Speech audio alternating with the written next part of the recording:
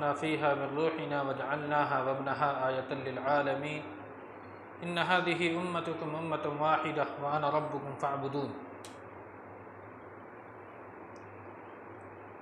آج کی جو تراویح ہے اس کا خلاصہ کچھ اس طرح ہے۔ کل مختلف نبیوں کی دعا کے ساتھ کل کا درس ختم ہوا تھا۔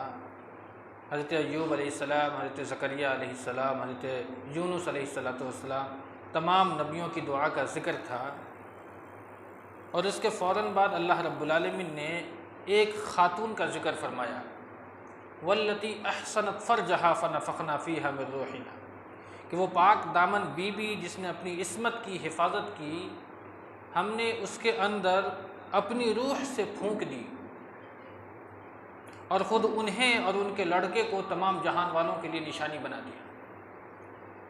یہاں اللہ رب العالمین نے اس خاتون کا نام نہیں لیا، جبکہ سورۃ تحریم میں اللہ نے باضابطہ نام لیا، ومریم ابنۃ عمران التی احسنت فرجہا فنفخنا فیہا من روحنا، لیکن اللہ نے یہاں خاتون کا نام نہیں لیا بلکہ مطلق آپ نے ذکر فرمایا ہے۔ کیا وجہ ہو سکتی ہے؟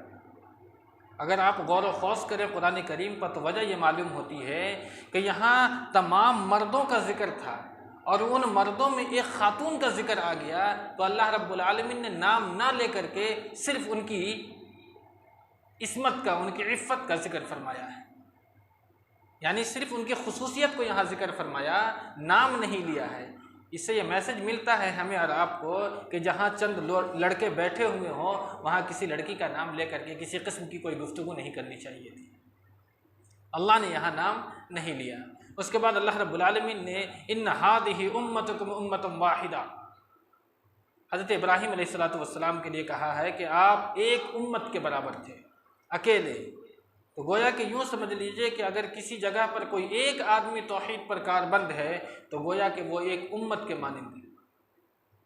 اس کے بعد جو ذکر آتا ہے کہ اللہ رب العالمین نے یاجوج اور ماجوج کا ذکر فرمایا، حتی اذا فتحت یاجوج و ماجوج وهم من کل حدب ینسلون، یعنی قرب قیامت کی ایک نشانیوں میں سے ایک نشانی یہ ہے، بہت ساری نشانی ہے قرب قیامت کی، اس میں ایک نشانی یہ ہے کہ یاجوج اور ماجوج کا خروج ہوگا، یعنی کہ اللہ کے رسول صلی اللہ علیہ وسلم نے 10 بڑی نشانیاں ذکر فرمائی ہے کہ اس کے بعد قیامت آ جائے گی۔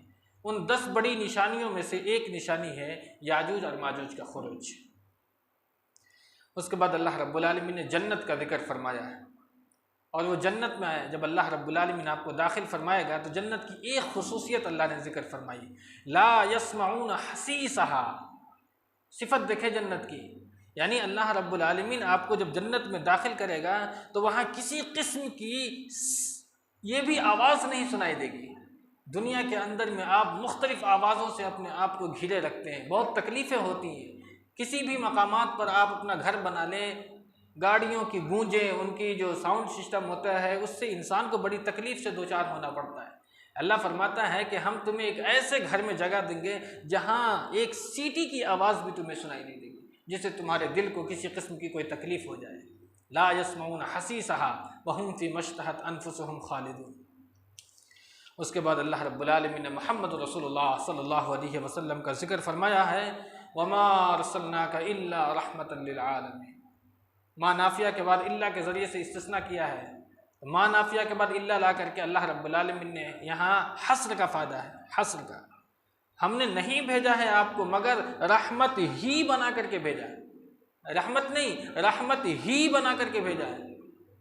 دنیا میں چاہے لوگ جو بھی کچھ کہہ لیں کہ محمد رسول اللہ صلی اللہ علیہ وسلم کی جو دعوت تھی وہ دعوت ٹیررزم کو بڑھاوا دیتی ہے، دہشت گردی کو بڑھاوا دیتی ہے، نہیں، اللہ اس بات کی تصدیق کرتا ہے کہ ہم نے محمد رسول اللہ صلی اللہ علیہ وسلم کو صرف رحمت بنا کر کے بھیجا ہے۔ ان کے اندر میں کوئی ایسی صفت نہیں تھی جس سے ان کی ذات سے یا ان کے ماننے والوں کی ذات سے کسی کو کوئی تکلیف پہنچ جائے۔ ان کا کوئی بھی پیغام ایسا نہیں ہے جس سے دہشت گردی کو بڑھاوا مل سکے۔ ہمیشہ محمد رسول اللہ صلی اللہ علیہ وسلم نے انسانیت کی تعلیم دی۔ قرآن نے کہا نا، لقد انزلنا الیکم کتابا فیہ ذکرکم، ہم نے قرآن نازل کیا اس لیے کہ اس میں تمہارا ذکر ہے، یعنی انسانیت کا ذکر اللہ رب العالمین نے کیا، اور اسی انسانیت کو تعلیم اور علم پڑھانے کے لیے اللہ نے اپنے محمد رسول اللہ اپنے نبی کو بھیجا، اور ان کی بھی صفت یہی تھی کہ آپ کو صرف رحمت بنا کر کے بھیجا۔ چاہے لوگ جتنی بھی ان کے خلاف پروپیگنڈا کر لیں، اللہ فرماتا ہے جب حق اور باطل کا ٹکراؤ ہوگا تو اس کا دماغ ہل جائے گا۔ وَلْنَقْذِفُ بِالْحَقِّ عَلَى الْبَاطِلِ فَيَدْمَغُهُ فَإِذَا هُوَ زَاهِقٌ۔ جب حق اور باطل کا ٹکراؤ ہوتا ہے تو حق اس طریقے سے اس کے سامنے جاتا ہے کہ اس کا دماغ ختم ہو جاتا ہے۔ فَيَدْمَغُهُ فَإِذَا هُوَ زَاهِقٌ۔ اب کسی انسان کے جسم سے اگر دماغ ختم ہو جائے تو پھر وہ انسان نہیں ہوتا ہے، وہ تو چلتا پھرتا ایک لاش ہوتا ہے، کوئی شعور نہیں ہوتا اس کے اندر میں۔ تو حق کی آواز ایسی ہوتی ہے کہ باطل کا سر کیا ہو جاتا ہے؟ چکرا جاتا ہے۔ تو اللہ کے رسول صلی اللہ علیہ وسلم حق لے کر کے آئے تھے، اور آپ اپنی امت یعنی پوری جہان والوں کے لیے رحمت بنا کر کے بھیجے گی۔ اس کے بعد اللہ رب العالمین نے ایک اپنی صفت کا ذکر فرمایا، اِنَّهُ يَعْلَمُ الْجَهْرَ مِنَ الْقَوْلِ وَيَعْلَمُ مَا تَكْتُمُونَ۔ اللہ رب العالمین تمہاری بلند آوازوں کو بھی سنتا ہے۔ غور کیا آپ نے کبھی؟ اللہ اپنی صفت یہ کہتا ہے کہ تم اگر باریک سے باریک آواز میں بھی کہیں گفتگو کرو گے تو اللہ اس آواز کو سن لیتا ہے، لیکن یہاں اللہ اس کا اپوزٹ کہہ رہا ہے، یعلم الجہر من القول۔ بلند آواز سے اگر تم کہیں بھی گفتگو کرو گے تو اللہ تمہاری آواز کو سن لے گا۔ اس کا کیا مطلب ہے؟ اس کا مطلب یہ ہے کہ پوری دنیا بلند آواز کے ساتھ رب کو پکارے، پوری دنیا کی تمام آوازوں میں اللہ رب العالمین ہر شخص کی آواز کو ممیز کر دے گا، الگ الگ کر دے گا کہ یہ فلاں کی آواز ہے، یہ فلاں کی آواز ہے، یہ فلاں کی آواز ہے، یعنی فلاں نے مجھ سے یہ مانگا، فلاں نے مجھ سے یہ مانگا، فلاں نے مجھ سے یہ مانگا۔ لیکن وہ لوگ جو غیروں کے دربار کو کھٹکھٹاتے ہیں، غیروں کے آستانوں پر جاتے ہیں، وہ اگر 10 لوگ ایک ساتھ اس بابا سے مانگے گا تو کیا وہ آوازوں کے اندر میں تمیز پیدا کر سکتا ہے کہ میرے کس مرید نے کیا مانگا مجھ سے؟ اور کون آدمی ہندی میں بات کر رہا ہے، کون انگلش میں بات کر رہا ہے، کون گجراتی میں بات کر رہا ہے؟ کیا وہ بابا تمام آوازوں کے ماسٹر تھے؟ لیکن اللہ رب العالمین تمام آوازوں کا جاننے والا ہے، تمام بھاشاؤں کو اس نے پیدا کیا ہے۔ اللہ کی یہ صفت ہے کہ وہ تمام جہانوں کی آواز کو سن بھی سکتا ہے اور تمام جہانوں کی آواز کو الگ الگ بھی کر سکتا ہے۔ اسی لیے اللہ نے یہاں کہا ہے اِنَّهُ يَعْلَمُ الْجَهْرَ مِنَ الْقَوْلِ وَيَعْلَمُ مَا تَكْتُمُونَ۔ یہاں سے سورہ انبیاء ختم ہو جاتی ہے، اس کے بعد سورہ حج شروع ہوتا ہے۔ اس سورت کے اندر میں آگے چل کر کے حج کے مسائل کو ذکر کیا گیا ہے، اس لیے اس سورت کا نام سورہ حج رکھا گیا ہے۔ یہاں اللہ رب العالمین نے سب سے پہلے قیامت کا ذکر فرمایا ہے، یا ایھا الناس اتقوا ربکم، اے لوگو۔ مسلمانوں سے خطاب نہیں کیا اللہ رب العالمین، لوگوں سے خطاب کیا ہے۔ یا ایھا الناس، اے لوگو، ڈر جاؤ، اپنے رب سے ڈرو۔ ان زلزلۃ الساعۃ شیء عظیم، قیامت کا جو زلزلہ ہوگا وہ بہت ہی سخت ہوگا، اس کی سختی کو تم برداشت نہیں کر سکتے۔ یوم ترونھا تذہل کل مرضعۃ عما ارضعت وتضع کل ذات حمل حملھا، اس دن تم دیکھو گے کہ ہر دودھ پلانے والی مائیں اپنے دودھ پیتے بچوں کو بھلا دیں گی، حمل والی مائیں اپنے حمل کو ساقط کر دیں گی۔ تم لوگوں کو نشے کی حالت میں دیکھو گے، وما هم بسکارى ولکن عذاب اللہ شدید، اللہ فرماتا ہے وہ نشے میں نہیں ہوں گے، وہ عذاب کی سختی ایسی ہوگی کہ انہیں نشہ میں کر دے گی، عذاب کی سختی۔ اب جانتے ہیں نا ماں اپنے بچوں سے، جو دودھ پیتا بچہ کتنا پیار کرتی ہے، دودھ پیتے بچے تک کو ماں بھول جائے گی، عذاب کی ایسی سختی ہوگی۔ ایک حدیث ہے بخاری کی، ابو سعید خدری غالباً راوی ہیں، فرماتے ہیں کہ اللہ کے رسول صلی اللہ علیہ وسلم ایک دن صحابہ کرام سے فرمانے لگے کہ اللہ رب العالمین قیامت کے دن آدم کو پکارے گا، یا آدم علیہ السلام، اے آدم، تم اپنی اولاد میں سے جہنمیوں کو الگ کر دو اور جنتیوں کو الگ کر دو۔ آدم نے فرمایا علیہ السلام کہ کس کو الگ کریں، کیسے الگ کریں؟ اللہ فرمائے گا کہ 999 کو جہنم کی طرف بھیج دے اور ایک کو جنت کی طرف بھیج دے، یعنی کہ 1000 میں سے 999 جہنمی ہوں گے اور ایک جنتی ہوگا۔ جب یہ بات اللہ کے رسول نے فرمائی، صحابہ مغموم ہو گئے، چہرہ بدل گیا۔ کیا فرما رہے ہیں اللہ کے رسول صلی اللہ علیہ وسلم؟ امت کا یہ حال ہوگا، 1000 میں سے ایک جنتی؟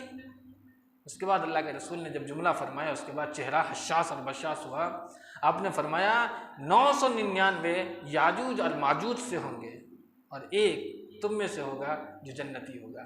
جب یہ الفاظ اللہ کے رسول صلی اللہ علیہ وسلم نے بیان کیا تو نعرہ تکبیر اللہ اکبر کی صدا صحابہ کرام نے بلند فرمائی ہے.